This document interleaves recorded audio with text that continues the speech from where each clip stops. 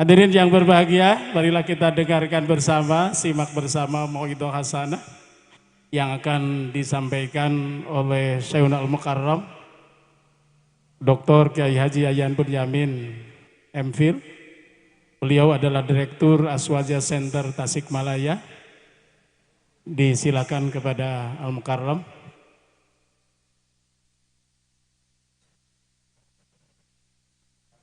طلع البدر علينا من ثنيات الوداع وجب السكر علينا مدى لله دا. Assalamualaikum warahmatullahi wabarakatuh. Jawab salamnya lesu, Pak. Sudah lapar atau meragukan saya sebagai mubalih, Pak?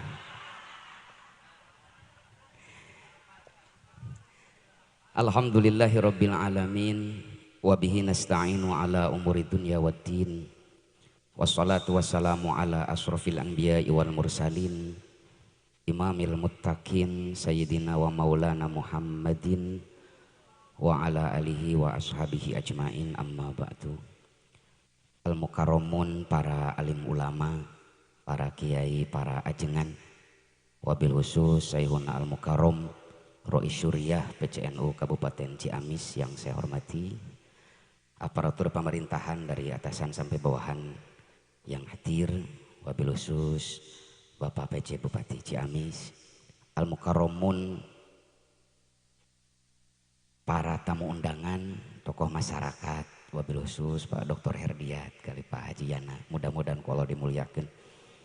Syekhuna Al-Mukarram, Ketua Tanfidiyah PWNU Jawa Barat yang saya hormati, seluruh keluarga besar Nahdlatul Ulama Kabupaten Ciamis.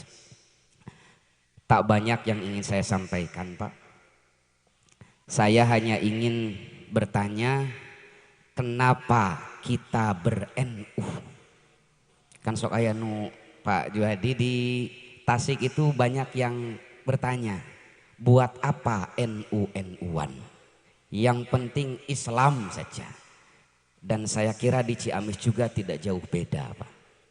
Makanya pada kesempatan kali ini kita akan bahas kenapa kita ber-NU.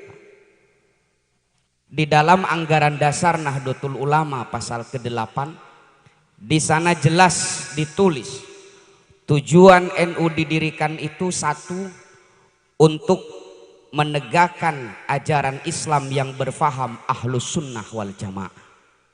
Kedua, untuk kemajuan bangsa. Ketiga, untuk kemaslahatan umat.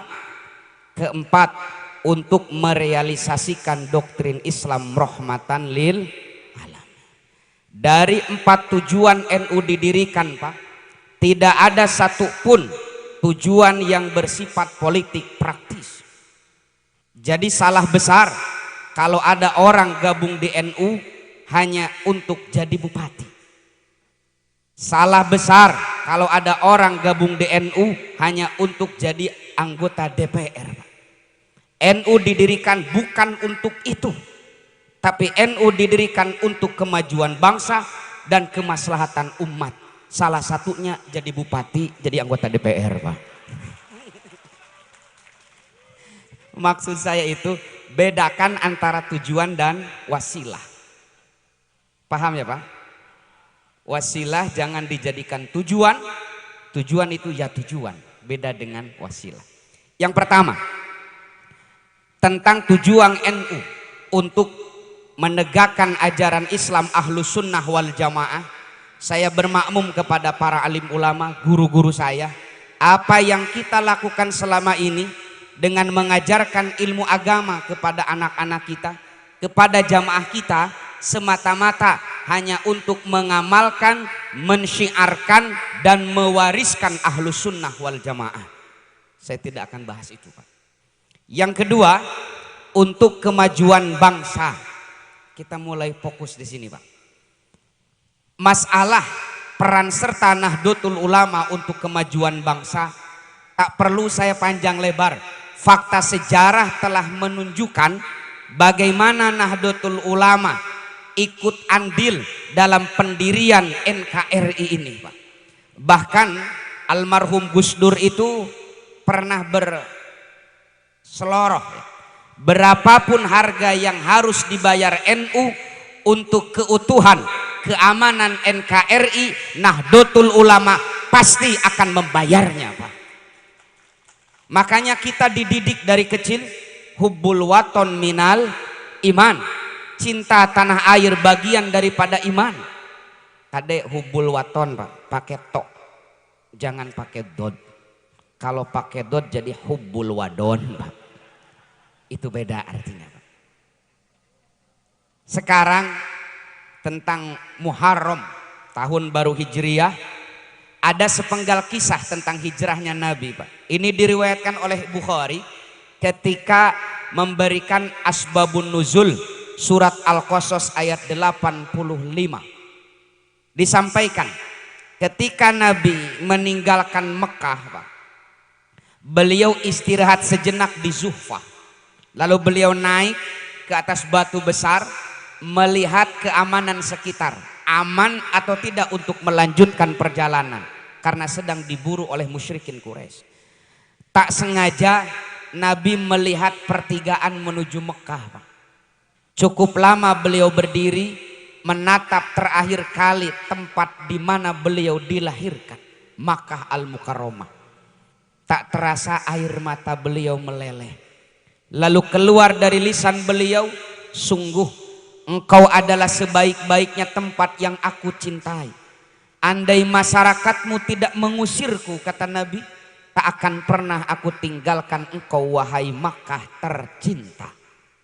Hadis riwayat Bukhari. Dalil bahwa Nabi juga mencintai tanah air. Takut ada yang bilang cinta tanah air itu tidak ada dalilnya, tidak ada dari sanahnya. Padahal bukan tidak ada dari sanahnya, memang mereka saja yang belum pernah ke sana, Pak. Lalu malaikat Jibril turun membacakan wahyu Allah surat Al-Qasas ayat 85, jawaban atas kesedihan Nabi meninggalkan Makkah. Kata Allah, innallazi faradha alaikal Qur'an la radduka ila ma'ad. Sungguh Muhammad, Allah yang telah mewajibkanmu menjalankan hukum-hukum Al-Quran, hijrah salah satunya, la radduka ila ma'ad, akan segera mengembalikanmu ke tempat kembali.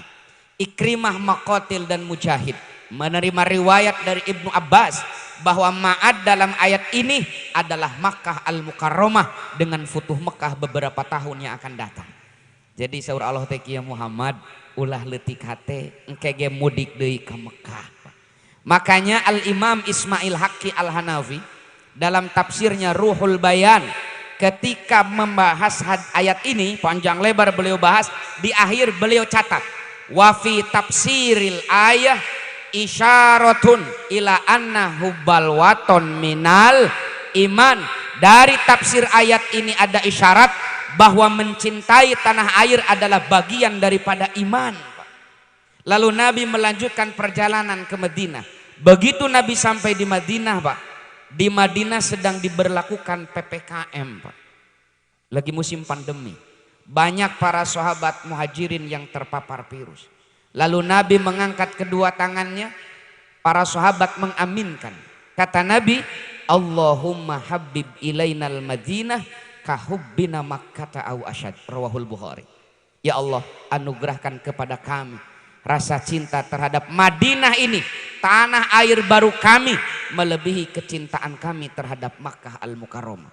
Nabi sampai memohon kepada Allah, Pak, agar Allah menitipkan rasa cinta dalam hati beliau untuk tanah airnya. Kita belum pernah memohon kepada Allah agar mencintai Indonesia. Karena Allah telah menjawab doa sang Nabi dengan mengutus guru-guru kita, kiai-kiai kita yang mengajari kita sejak kecil hubbul waton minal iman, cinta tanah air bagian daripada iman. Saya tidak perlu bahas panjang lebar dalilnya, piraku teh cukup, Pak. Saudara kita saja yang dalilnya cuma satu, all in one, Pak. Kullu bid'atin dolalah. Pede mereka itu menyerang tradisi dan amaliyah warga Nahdlatul Ulama. Masa kita yang dalilnya seabrek dak pede untuk menyuarakan itu, Pak. Cinta kita terhadap tanah air tak perlu diragukan lagi, Pak. Karena kita menganggap bahwa Nusantara ini, Ciamis ini adalah sajadah panjang kita untuk sujud dan mengabdi kepada Allah. Kalau kita mencintai Allah, maka cintailah tempat sujud kita kepadanya, yaitu Indonesia. Nah, ada yang menarik, Pak Bupati, Pak Haji Herdiat, Pak Yana. Orang NU itu tidak akan semangat melangkah, tidak akan semangat bergerak, kecuali sudah ada contoh dari Nabi. Itu orang NU, Pak. Kenapa orang NU mencintai tanah airnya begitu kental? Bahkan mengakui bahwa kecintaan terhadap tanah air bagian tak terpisahkan dari keimanannya, karena Nabi yang mencontohkan. Orang NU itu semangat istighosah. Kenapa? Nabi yang mencontohkan. Orang NU itu semangat tawasulan. Orang NU semangat karena Nabi yang mencontohkan. Tapi orang NU itu, Pak Juhadi, paling sulit diajak benghar, Pak. Hese diajak kaya orang NU itu. Kenapa? Karena selama ini narasi yang sering disampaikan tentang Nabi itu balangsak, Pak. Cobalah Bapak para kiai itu sering menjual kesedihan Nabi kan kepada jamaahnya. Bayangkan Ibu, Nabi itu pipinya berbekas pelapah kurma karena beliau tidurnya di atas pelapah kurma. Baju Nabi itu ada tambalnya. Nabi itu sering mengganjal perut dengan batu karena lapar tak ada makanan. Itu kan yang sering disampaikan tentang Nabi itu. Jadi orang NU termotivasi balangsak, Pak. Peperiheun nyontoh Rasulullah ibadah nehse atuh balangsak nah, Pak. Ini orang NU. Makanya saya sudah 2 tahun ini diamanahi oleh pimpinan Pusat Gerakan Pemuda Ansor. Kemarin kita maraton halakoh dengan Menteri Agama di 6 provinsi untuk menyuarakan ini. Saya punya data-data keren, Pak. Ternyata saya baca di dalam kitab Fathus Somadil Alim karya Imam An-Nawawi.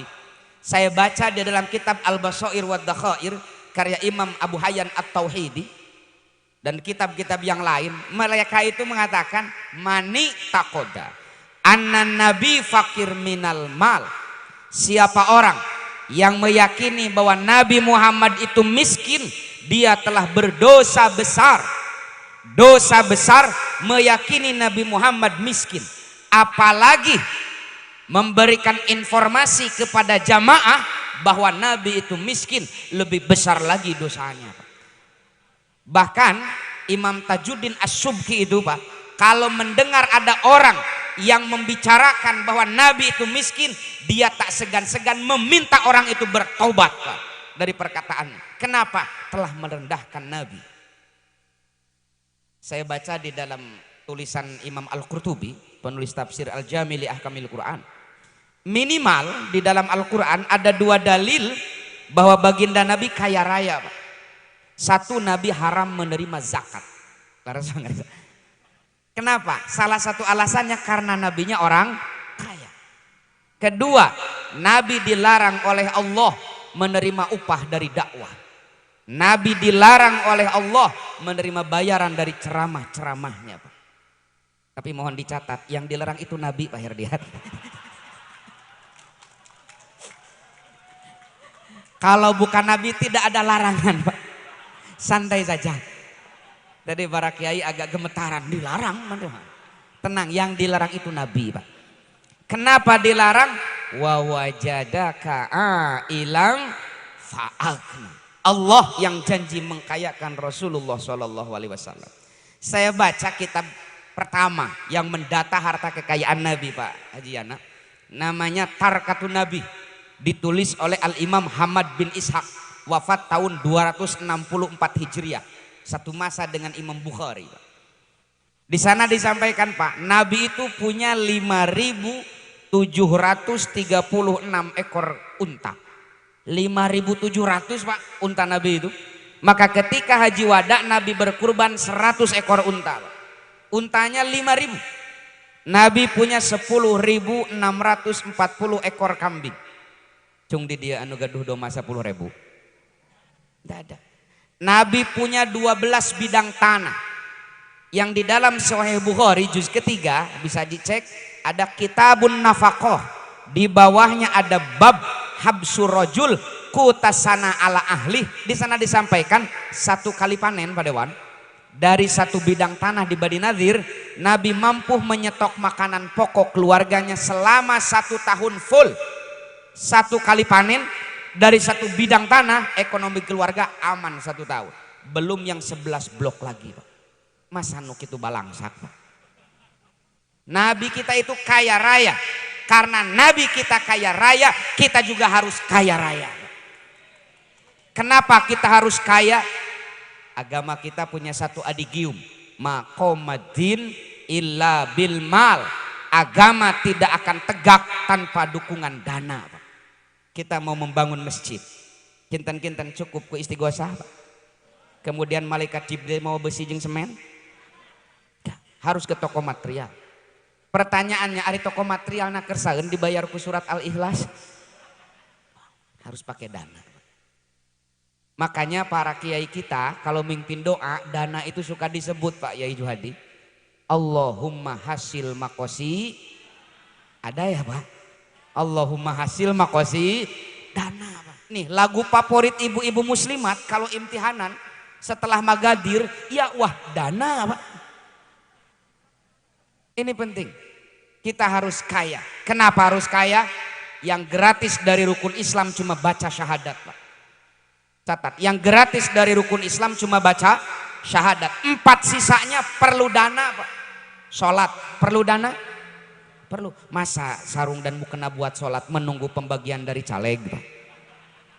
Kan kita yang harus beli. Puasa Ramadan kemarin perlu dana Bu? Perlu, karena buka dan sahur itu tidak ada anggaran dari dana desa ya Pak Bupati ya.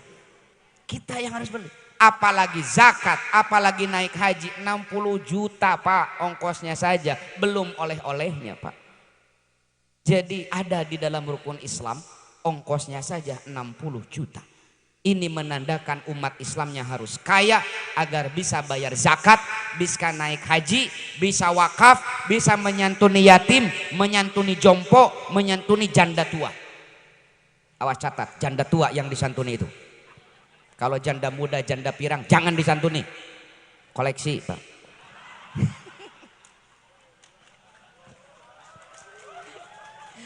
Mohon maaf Pak Herdiat, Pak PJ Bupati, Pak Yana.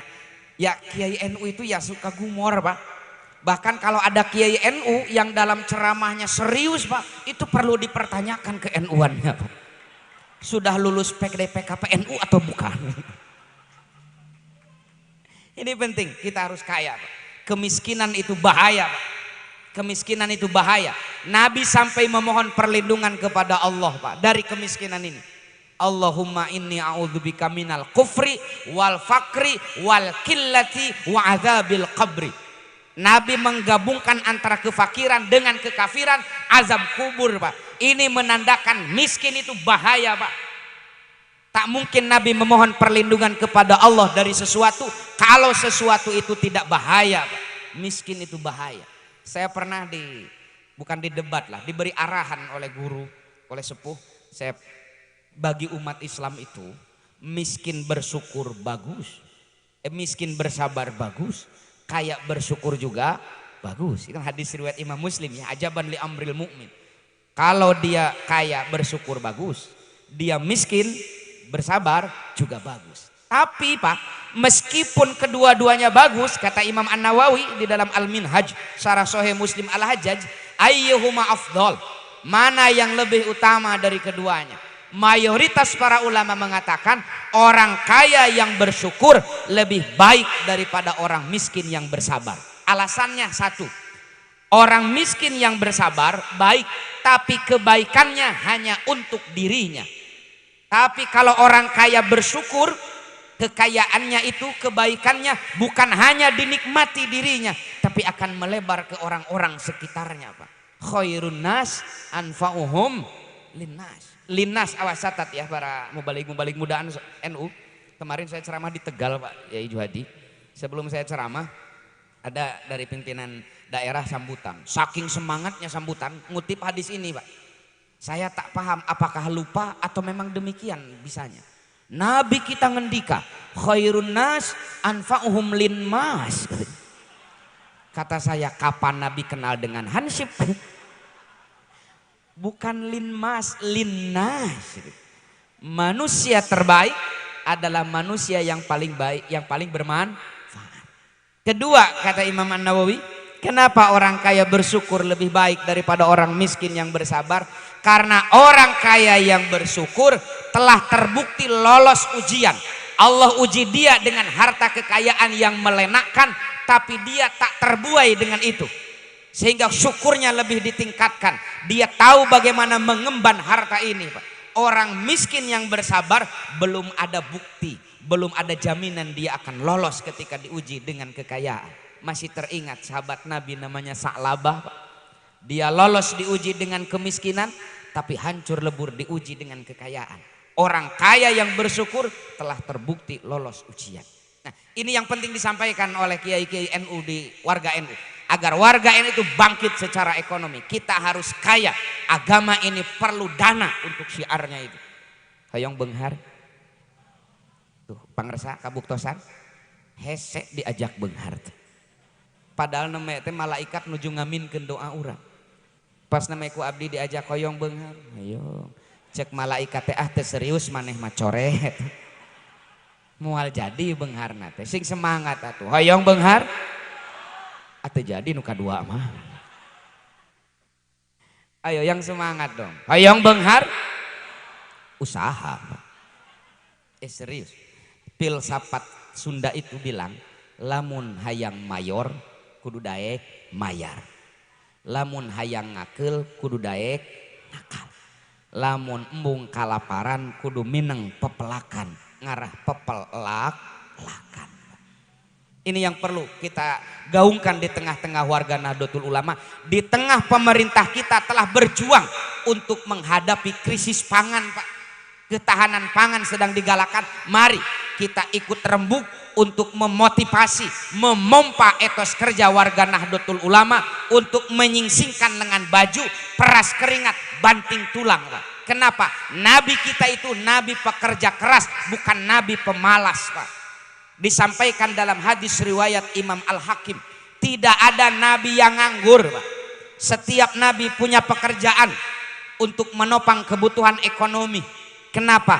Karena Allah tidak ridho kalau para nabi kekasihnya hidup dari belas kasihan umatnya, Pak. Makanya para nabi itu di dalam kitab Al-Kasbu karya Al-Imam Muhammad bin Hasan Asy-Syaibani, gurunya Imam Syafi'i, beliau wafat tahun 184 Hijriah, yang menulis Muwatta'nya Imam Malik itu beliau. Di sana disampaikan kasab itu adalah thariqatul mursalin. Bekerja itu adalah thariqahnya, sunnahnya para rasul, Pak. Disampaikan dalam hadis Al-Hakim itu Nabi Adam petani profesinya, Pak. Kabayang Nabi Adam melungsur di surga, di alam dunia belum ada siapa-siapa. Can bisa COD-an, Pak Wasdi. Ya otomatis untuk memenuhi kebutuhan Adam bercocok tanam. Nabi Idris pengusaha garmen, ulah penjahitnya. Nabi Idris penjahit bisi, warga NU ngabayangkan Nabi Idris teh boga mesin jahit hiji. Bari kukurlingan kalau lemur aya tulisan Vermac lepis. Nabi Idris itu pengusaha garmen, punya konveksi. Nabi Zakaria itu penjual kayu bakar. Kalau sekarang Nabi Zakaria itu punya pangkalan gas LPG, Pak. Punya pom bensin Zakaria itu. Nabi Daud pengusaha logam. Disampaikan di dalam Al-Quran wa alanna lahul hadid. Daud itu mampu melunakkan besi. Lain jagoan besi diemple-emple, Pak. Tapi Daud punya keahlian, punya profesi mengolah biji besi menjadi barang-barang bernilai ekonomis. Dicontohkan di dalam Al-Quran, Daud disuruh oleh Allah membuat 300 rompi anti peluru. Kalau sekarang Daud itu komisaris PT Pindad, Pak. Sayyiduna Muhammad Sallallahu Alaihi Wasallam pedagang, Pak. 28 tahun beliau berdagang. Jadi nabinya cuma 23 tahun, Pak. Lama mana jadi nabi dengan pembisnisnya, Pak? Lama jadi pembisnis. Tapi selama ini Kiai Arif, Sayyiduna Muhammad hanya disuguhkan sebagai posisinya Nabi. Bagaimana beliau sholat, bagaimana beliau puasa, bagaimana beliau haji, zakat dan yang lain-lain. Jarang disampaikan kepada umat bagaimana Nabi berbisnisnya.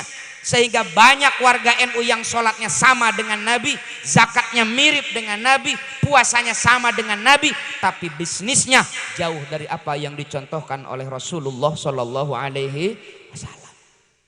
Para kiai monggo buka kitab-kitab fikih itu. Di dalam Fathul Mu'in, Fathul Wahab, banyak mana bab ibadah dengan bab muamalah. Banyak bab muamalah, Pak. Bahkan ayat terpanjang di dalam Al-Quran itu berbicara tentang bisnis, Pak. Di akhir surat Al-Baqarah itu, intadayantum bidainin faktubuh, itu ayat Quran paling panjang bicara tentang transaksi bisnis, Pak. Makanya di Nahdlatul Ulama kita punya lembaga namanya Lembaga Perekonomian Nahdlatul Ulama. Nih, nanti duhur semua lembaga akan membuat program kerja. Tolong sadar diri semuanya. Kita tugasnya di mana? Untuk masalah aswaja kita punya LBM, Pak. Lembaga banyak masalah, Pak. Karena memang tugasnya menyelesaikan masalah, Pak. Lembaga Bahsul Masail. Kita punya juga Lakpesdam, Pak. Bagaimana Islam Ahlus Sunnah wal Jamaah Nahdiyah merespon isu-isu kekinian, merespon masalah yang ada di masyarakat, membuat program bagaimana menciptakan kemaslahatan umat, perspektif aswaja an-nahdiyah. Kita punya Lakpesdam, kita punya LBM. Untuk masalah kemajuan bangsa, masalah kemaslahatan umum, kita punya LPNU, Lembaga Perekonomian NU. Kita punya LPPNU, Lembaga Pengembangan Pertanian NU. Kita punya Lajisnu sebagai organ taktis filantropis, Lembaga Amil Zakat, Infak dan Sodako. Untuk memajukan bangsa tentang SDM, kita punya LP Ma'arif, Pak. Kita punya LPTNU. Mari kita gerak bersama-sama untuk tujuan bersama. Satu, tegaknya ajaran Islam Ahlus Sunnah wal. Kedua, untuk kemajuan bangsa. Ketiga, untuk kemaslahatan umat, Pak. Saya sering berseloroh. Kalau ada warga NU yang butuh makan hari ini, larinya kemana? Ke PCNU, ke MWC, atau ke Bank Emok? Kalau warga NU butuh modal 3-10 juta, ke PCNU, ke Ranting, atau ke Bank Emok? Kalau warga NU sakit, berobatnya ke klinik milik Ranting NU atau bukan? Lalu peran serta NU itu di mana? Jangan sampai NU itu ngurusi kadernya, ngurusi warganya dari sakaratul maut ke sana, Pak. Baru diurusi. Talkinnya, kemudian tahlilnya, haulnya. Tapi ketika warga NU hidup, kita tidak hadir bagi kebutuhan mereka, Pak. Di mana tujuan NU untuk menciptakan kemaslahatan? Terima kasih tepuk tangannya, Pak. Ini penting kita berpikir bersama. Makanya nanti ba'da duhur mari kita curahkan semua kemampuan kita untuk membuat program kerja untuk kemaslahatan bersama. Mari kita berbagi tugas. Lajisnu tugasnya mengumpulkan dana karena tidak ada yang lebih banyak warganya kecuali warga NU. Organisasi filantropi saja, Kiai Juhadi, saya tidak menyebut namanya lah, ya. Banyaklah pengumpul-pengumpul dana itu. Mereka tidak punya jamaah, mereka tidak punya basis di masyarakat, tapi penghasilannya per bulan miliaran, bahkan pengurusnya saja gajinya 250 juta per bulan, Pak. Tapi Lajisnu yang punya basis sampai ke tingkat DKM, punya warga sampai ke anak ranting, penghasilan per bulannya berapa? Nanti Lajisnu mengakomodir dana, nanti dititipkan ke LPNU, dititipkan ke LPPNU untuk jadi modal bersama yang untungnya nanti untuk kemaslahatan umat, Pak. Kita perlu bekerja sama, Pak. Mari kita sadar diri lah. Urang teh kudu beunghar, hoyong beunghar. Palide marepe. Betah miskin, Pak. Semangat itu. Hoyong beunghar, hiji usaha. Fa idza qudiyatis shalah fangtashiru fil ardi wabtagu min fadlillah.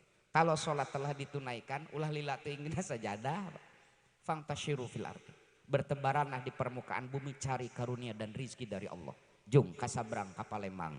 Ari balik mawa. Asik kene kerupuk. Asik. Nabi kita mencontohkan kerja keras Pak. Bahkan kalau Bapak baca tarikh sejarah Nabi, gelar Al-Amin disematkan oleh penduduk Mekah kepada Sayyiduna Muhammad remaja dari track record bisnis Pak, bukan dari yang lain. Dari track record bisnis. Ceritanya begini dalam Sahih Bukhari, usia 8 tahun Nabi menggembalakan kambing penduduk Mekah Pak, dengan bayaran beberapa kirot untuk membantu perekonomian Abu Thalib. Karena Abu Thalib itu tidak sekaya abu-abu yang lain Pak. Abu Jahal, Abu Lahab, Abu Sufyan, Abu Rijal Bakri Pak. Balung hare teman. Kalau Abu Lahab itu tidak begitu kaya. Anak banyak. Apalagi ditambah kehadiran Sayyiduna Muhammad. Beliau berusaha untuk membantu meringankan perekonomian Abu Thalib dengan menggembalakan kambing penduduk Mekah di usia 8 tahun. Di usia 12 tahun beliau diajak berdagang pertama kali ke Syria oleh Abu Thalib. Pulang dari Syria beliau ketagihan. Ternyata bisnis itu menyenangkan, bisa menghasilkan cuan. Lalu beliau magang. Nah magang itu sunnah Rasul Pak. Magang bekerja kepada saudagar-saudagar Mekah selama beberapa tahun. Di usia dewasa, sekitar 17-18 tahun, Nabi mandiri. Nabi berwirausaha. Saya kemarin sebut dengan Menteri Agama itu, Sayyiduna remaja itu adalah penggerak UMKM Pak. Beliau tidak punya modal, beliau tidak punya barang untuk dijual. Tapi beliau punya skill bisnis yang keren dan punya etos kerja yang luar biasa. Akhirnya beliau datangi pedagang-pedagang kecil itu. Ibu punya produk apa? Ini punya keripik singkong. Boleh saya jualkan? Monggo. Bapak gaduh naon? Iya gaduh tahu bulat. Uya suka abdi icalan. Mangga. Mang gaduh program naon? Tegaduh jang. Mang mamu gaduh harga diri. Uya suka abdi diical harga dirina Pak. Viral lah di Makkah itu. Ada anak muda namanya Muhammad bin Abdullah. Etos kerjanya keren, strategi bisnisnya luar biasa. Kalau menitipkan barang sama dia, bayarannya jelas. Kalau menitipkan modal sama dia, persentasenya jelas dan berkembang biak. Untuk berkembang beak. Tah lamun menitipkan modal ke warga NU mah kebanyakan teh berkembang beak Pak. Pokoknya pemuda Muhammad ini terpercaya bahasa Arabnya Al-Amin Pak. Dari track record bisnis viral lah ada pemuda Al-Amin. Sampailah video viral itu ke handphone pengusaha sukses nan janda bernama Khadijah. Awalnya Khadijah tidak percaya Pak. Takut hoax. Takut disebar oleh pala buzzer. Lama kelamaan penasaran Khadijah itu. Ibnu Katsir meriwayatkan di dalam Al-Bidayah wa Nihayah. Usia Sayyiduna 21 tahun beliau dijapri oleh Khadijah. Sep, kersai calon teteh. Kan 15 tahun lebih tua.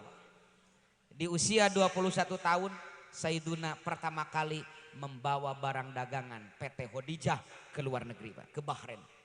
Pulang dari Bahrain ternyata keuntungannya lebih besar daripada prediksi Khadijah Pak. Penasaran Khadijah itu ketika berangkat ke Yaman, Siti Khadijah menyuruh Maisarah untuk mendampingi, meneliti bagaimana perilaku Muhammad sekaligus strategi marketingnya seperti apa sehingga batiknya itu luar biasa, berlipat janda. Singkat cerita pulang dari Yaman setelah mendapatkan rekomendasi survei lapangan dari Maisarah, Khadijah yakin bahwa pemuda Al-Amin ini benar adanya. Dari keyakinan itu hati beliau luluh Pak. Beliau yakin pemuda seperti inilah yang cocok mendampingi hidupku. Dagangan saja dijaga apalagi aku. Nah akhirnya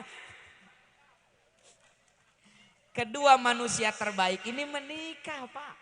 Awas jangan punya anggapan Nabi teh nyalinung kagelung Pak. Terang nyalinung kagelung Pak.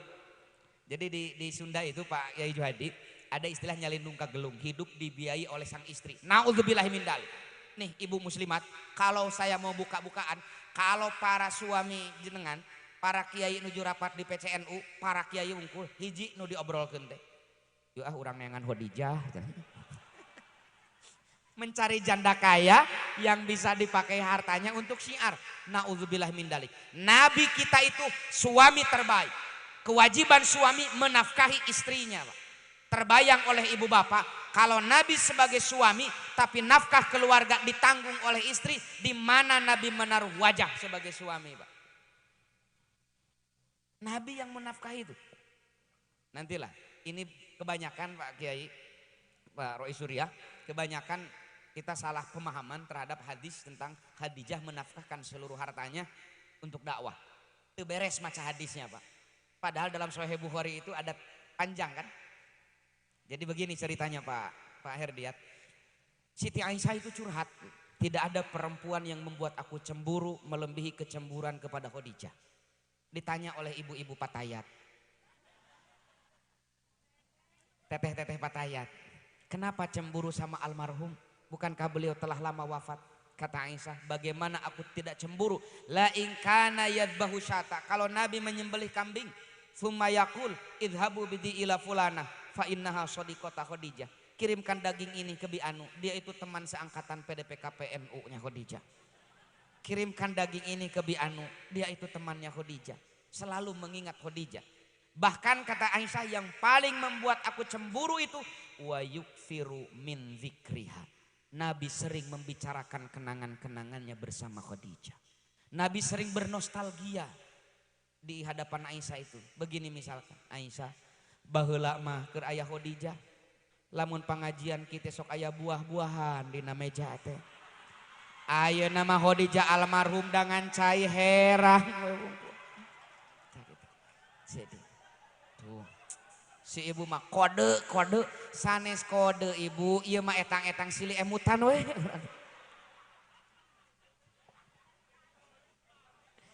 Aisyah protes, Pak, ya Rasul, emut wae ka almarhum, kan ayeuna tos digentosan kuno langkung. Nabi marah, Pak. Demi Allah, Allah belum memberikan ganti yang sepadan dengan Khadijah. Jangankan lebih baik, sepadan pun tidak. Dialah Khadijah yang mengimaniku di saat orang lain mengingkariku. Dialah yang menginfakkan seluruh hartanya ketika orang lain menahannya. Baca. Heureuy teh atuh da. Heureuy. Maksud teh bungkus.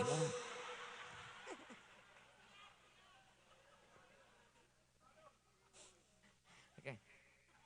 Tuh jadi poho deui. Sampai mana barusan itu? Nah, dia yang menafkahkan seluruh hartanya ketika orang lain menahannya. Ada kaid loh, Pak. Ketika orang lain menahannya. Imam Fakhruddin Ar-Razi itu dalam tafsirnya Mafatihul Ghaib menyampaikan maksud ketika orang lain menahannya di saat boikot si Abdul Muthalib tahun ke-7 sampai ke-10 kenabian. Kan kaum muslimin diembargo selama 3 tahun. Harta Sayyiduna habis untuk BLT kaum muslimin. Lalu Khadijah menafkahkan seluruh hartanya untuk itu. Jadi lain ti awal Nabi ditanggung ke Khadijah, Pak.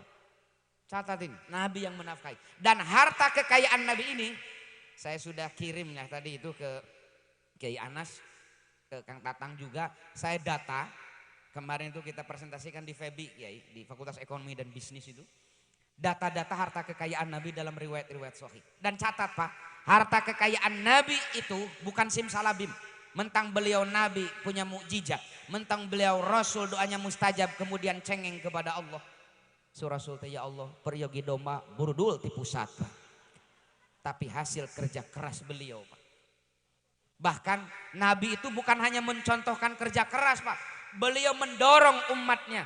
Beliau memotivasi kita umatnya agar bangkit bekerja, Pak. Kata Nabi dalam hadis riwayat Imam Bukhari, Nabi mengatakan, siapa orang yang melangkahkan kaki dari rumah mencari nafkah yang halal agar keluarganya tidak makan barang haram, setiap langkahnya fi sabilillah hatta yarji'an. Dicatat jihad di jalan Allah sampai dia pulang kembali ke rumah.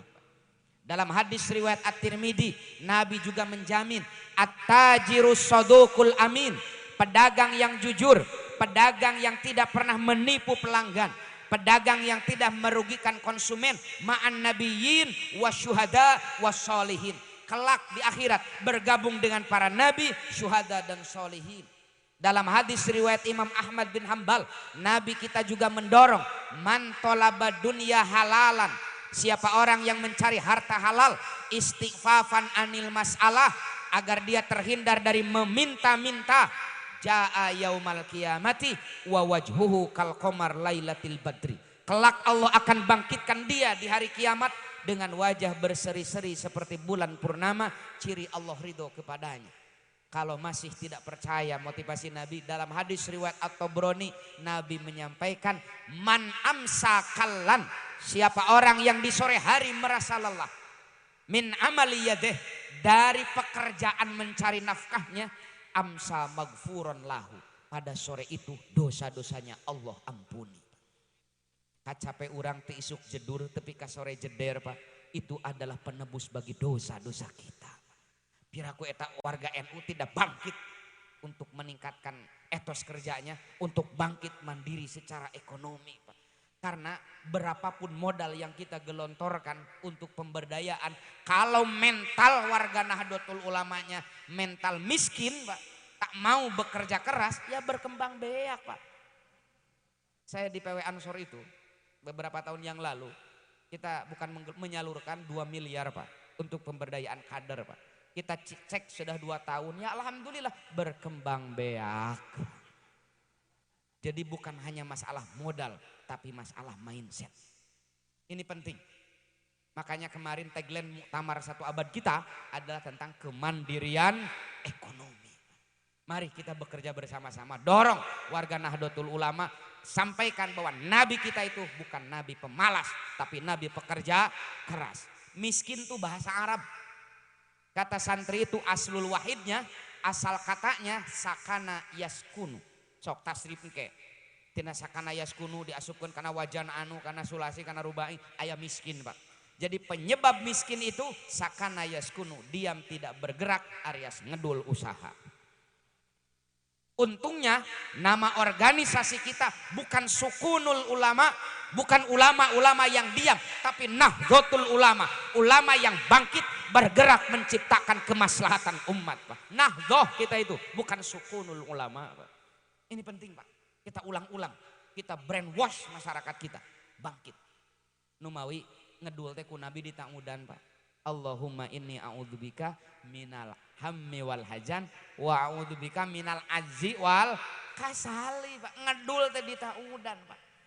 Kadang saya itu berpikir Kiai, kata Nabi, siapa orang yang ingin usianya dipanjangkan dan rizkinya dilapangkan, hendaklah dia bersilaturahim.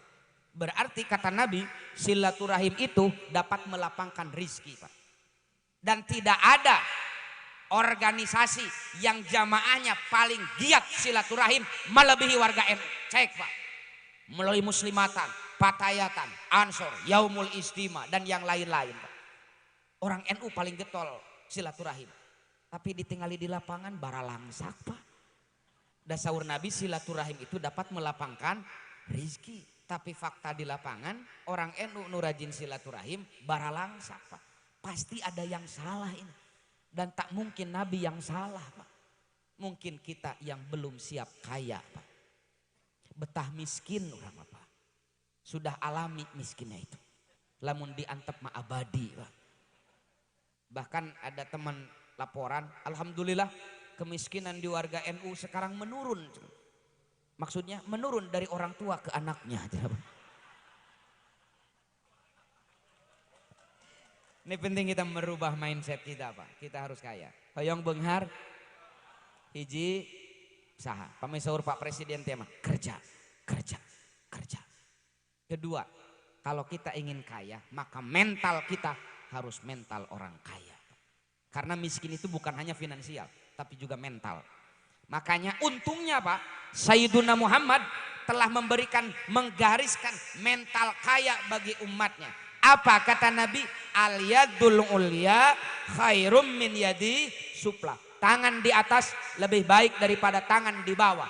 Artinya kalau kita ingin kaya, jangan ingin diberi, tapi ingin memberi. Uncek bahasa orang Tasik teh malamun hoyong beunghar ulah hayang dibere. Kalau kita toma ingin diberi orang, Allah akan ciptakan kondisi kita pantas bereun batur, Pak. Tapi sebaliknya kalau kita ingin memberi orang, Allah akan bukakan pintu-pintu rizki dari berbagai arah, Pak. Ulah hayang dibere, tapi kudu hoyong mere. Ngan lamun ayeuna mere gercep. Gerak cepat. Yang dosa itu inginnya bukan menerimanya, Pak. Nah di urang mah dina hate hayang dibere tapi nu mere. Eta teh teu dunya teu akhirat, Pak. Dosa heueuh cair henteu, Pak. Ini penting loh. Kalau kita ingin kaya, ingin memberi, jangan ingin diberi. Makanya mari kita gunakan potensi NU yang kaya ini untuk menciptakan kesejahteraan bersama, Pak. Makanya Lajisnu nanti programnya yang keren, bagaimana mengumpulkan dana dari filantropis. Makanya kemarin saya sampaikan di Lajisnu Kota Tasik itu, Lajisnu itu tugas pertama data agnia, bukan data mustahik. Dan mustahik mati di data gedaratang. Data agnia, siapa yang mengcover mereka. Biasanya menitipkan infak sodakonya kepada organisasi-organisasi filantropis yang kadang gerakannya itu tidak seiring dengan program NKRI, Pak. Kasus lah ketika perang Suriah itu di gudang-gudang ISIS itu, Pak, numpuk bantuan dari organisasi tertentu di Indonesia, Pak. Sehingga pemerintah Indonesia harus mengklarifikasi ke Suriah itu, Pak. Data dari masyarakat dipakai untuk sesuatu yang bertentangan dengan NKRI. Lajisnu ini, Pak, punya basis massa sampai ke tingkat DKM. Kenapa tidak mampu menyaingi mereka? Kalau kita mau. LPNU juga demikian. LPNU itu lembaga perekonomian, catat, bukan lembaga pengolah, Pak. Nah, tepati nyeh ya ulah apalah para ajengan. LPPNU juga sama. Mari kita jejaringnya yang kerjasamanya yang kerjasama judul nagen akang nu kerja abdi nu sama gitu kan. Urang sawareh ewang we cenah bapak sawareh abdi ewang. Mari kita gunakan, arahkan ke sana. Punya skala prioritas. Tahun ini, abad ini, Pak, PBNU sedang mati-matian jor-joran untuk kemandirian ekonomi. Mari kita turunkan ke bawah, kita eksekusi di lapangan. PCNU Kabupaten Ciamis harus mandiri secara ekonomi dengan potensi yang luar biasa, Pak. Contoh kecil Kiai Juhadi, Pak Ketua PW, kadang kita yang hajat, urang nu hajat, batur nu untung, Pak. Nusok hajat teh orang NU, nusok pengajian akbar teh orang NU, tapi sound systemna nu saha? Nu batur. Panggungna nu saha? Air mineralnya nu saha? Nu batur. Masa betah urang hajat batur untung, Pak. Ini program LPNU arahkan ke sana. Bagaimana kita punya pasar bagus, Pak. Orang lain itu kalau ingin memasarkan produk sampai ke tingkat kecamatan, apalagi ke desa, harus bayar sales yang mahal, Pak. Harus pasang iklan yang mahal. Tapi kita sudah punya struktur sampai ke anak ranting, Pak. Sampai ke tingkat DKM kita punya struktur. Tinggal piriwit oleh Kiai Juhadi itu. Kita PBNU punya produk ini. Mari dukung bersama. Insya Allah, Pak. Diarahkan. Kadang saya itu suka berpikir, ya ulah ngajak wae jamaah ke surga. Urang meminang ngajak jamaah asup ke surga, ari ngajak ke warung nasi can pernah. Laras tuh, Pak. Ini penting loh. Ya. Jadi kalau kita ingin kaya, fokuskan di sana. 1, etos kerja. 2, mental. Ulah hayang tapi kudu hoyong mer. Ini penting, Pak. Toma itu adalah penyebab kemiskinan. Kata Nabi, tidaklah seseorang menengadahkan tangan meminta kepada orang lain kecuali Allah telah membukakan pintu-pintu kefakiran. Sok dina ta'limul muta'alim, penyebab kefakiran apa, Pak? Toma, hayang dibere, Pak. Hayang dibere. Nabi kita itu pekerja keras. Bahasim Asy'ari itu, Pak, ketika beliau rawuh masih jumeneng, setiap hari pon libur di Tebu Ireng itu, Pak. Subuh pon itu lurah santrinya pengumuman, pon. Atau santri itu. Kenapa? Libur ngajinya. Kenapa libur? Jadwal Bahasim Asy'ari jualan kuda di pasar Sangkir. Itu Hadratus Syekh, pendiri Nahdlatul Ulama, masih kasab. Masa pengurus MWCNU memulai usaha, Pak? Nggak malu sama Bahasim Asy'ari. Ini penting Pak. Musuh kita itu adalah kemiskinan. Musuh kita adalah kemiskinan. Mari kita bergandengan tangan untuk melawan kemiskinan itu Pak. Urang turunkan, pemerintah juga punya program itu. Mari kita bersama-sama Pak. Kenapa? Karena kemiskinan adalah musuh kita bersama. Ibu bapak hadirin sekalian, sudah zuhur Pak. Tadinya saya ingin ceramah 10:30 ya. Di jadwal itu saya ceramah 10:30. Jadi 1,5 jam itu cukup lah. Tapi ya itulah di warga NU Pak Hadiat. Warga NU itu tepat waktunya hanya pas buka puasa. Mohon dimaklumi Pak. Santai sajalah. Tapi kita punya dalilnya loh. Kita punya dalilnya lah. Nabi itu bilang, ditanya, ya Rasul ayul a'mal afdol fil Islam. Amal apa yang paling bagus di dalam Islam? Nabi menjawab, sholat pada waktunya. Waktu duhur itu jam 12, dari jam 12, jam 1, jam 2, jam 3. Dalam ilmu falak bagaimana membagi awal waktu yang tersedia dibagi dengan jaringan. Awal waktu, tengah waktu, akhir waktu. Berarti 1 jam pertama masih awal waktu. Sholat jam 1G masih awal waktu. Tenang we Pak. Besok modus di Tasik Malamun keur ceramah Adam. Pugu biasanya sholat jam 2 Pak. Modus. Jadi sekali lagi tujuan NU itu untuk menciptakan kemaslahatan umat. Untuk Aswaja saya makmum sama kiai-kiai. Anda telah berjuang untuk itu. Usia Anda habis untuk mensyiarkan Ahlus Sunnah wal Jamaah. Untuk kemajuan bangsa sudah tidak perlu ditanyakan lagi bagaimana pengorbanan Nahdlatul Ulama untuk bangsa ini. Tapi mari kita tingkatkan bagaimana menciptakan kemaslahatan umat. NU harus hadir ketika warga NU membutuhkan pertolongan. Sekali lagi NU itu bukan hanya mengurusi umatnya ketika sudah mati. Tapi ketika mereka hidup di dunia. NU lain ngurus kematian tapi juga kehidupan. Ini perlu ditanamkan. Makanya nanti dalam proses musyawarah kerja itu arahkan untuk itu. Arahkan untuk menciptakan kemaslahatan umat. Kemaslahatan bersama dengan potensi yang kita miliki yang luar biasa ini Pak. Sakali deui ulah tepi ka urang nu hajat batur nu untung Pak. Jeung betah we dikitu teh urang teh nya. Ya. Hoyong beunghar. 1, 2 mental. Ulah hayang dibe. Sakitulah panginten nu tiasa kapihatur da kedah nama Kiai Zulfa, tapi beliau baru datang dari Mesir, ya, beliau baru datang dari Mesir tadi pagi.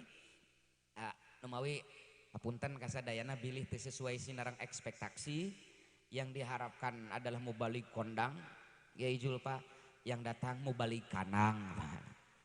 Sakitulah nu tiasa kapihatur mung ieu mah sate acan mungkur karena sareng Pak Herdiat kita sering ketemu, misalkan abdi ngobrol sama Pak Herdiat hoyong syukuran saya Pak Iraha ayeuna maksudna nu hadir di ieu pangaosan bubar di amplopan 200.000 ewang hoyong Pak tenapelnya can garing letah teh Bu lamun hayang beunghar ulah hayang dibe iya mah nyantok we nya. Pantesan bara langsak atunya. Abdi kan nyebatna misalkeun. Ari misalkeun teh teu nyaan, Pak. Jadi narosna teh halim hoyong alim sanes bade ditampi atan nepi moal. Tah ieu juga hese Kang Arif duh kade titipah ieu. Mental nih. Catat, jangan ingin diberi orang, tapi ingin memberi orang. Catat. Ini mental kaya. Allah akan memberikan apa yang kita pikirkan. Allah akan memberikan apa yang kita niatkan. Kalau niatnya ingin diberi orang, ya Allah ciptakan kondisi kita pantas beriin batur.